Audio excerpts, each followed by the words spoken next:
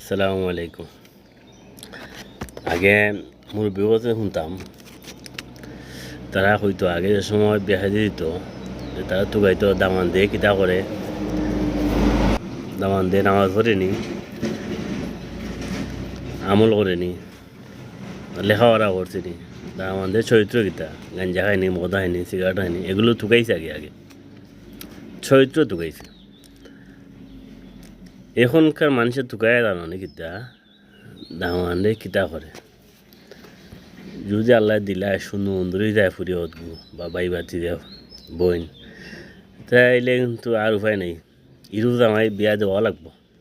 নিয়ত ইরু জামাই বিয়া দিতা নিয়তিরা শেষ। মানুষ যদি এই সমাজে মানুষ যদি চাইতো, মানে মানুষের পরিবর্তন করতে পারতো। কীরকম ইউরোপীয় আমার না এত গাই আছে, হয়তো সমাজে ছেলেটা কীরকম আমল ঠিক আছে নি, ব্যবহার ঠিক আছে নি, নামাজ কোরআন শরীফ এগুলো পড়ছে নি, এগুলো দীক্ষা দিয়ে বিয়ে দিত, তাইলে আমি মনে করি অনেক যুবক নামাজ পড়া ধরতো।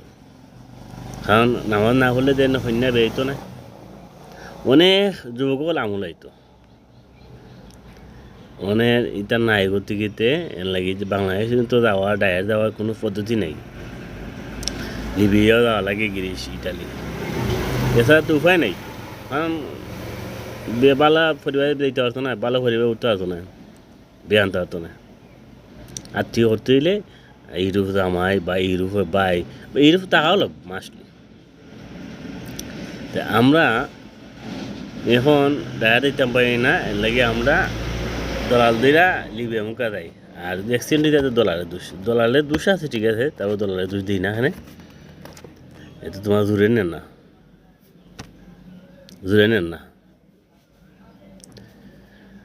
তাইলে দই গেলে কিন্তু আবার গেইনার এই সময় তো আর চোখ মাস লাগতো না।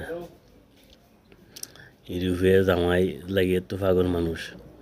আগে মানুষে মেহমান বাড়িতে আইলে কিতা করতো, আগে তো গাইতো নামাজে থাকে। এখনকার মানুষ আইলে মেহমান আইলে হয় মোবাইলে চার্জার লোডটা কয় দেখায় তো।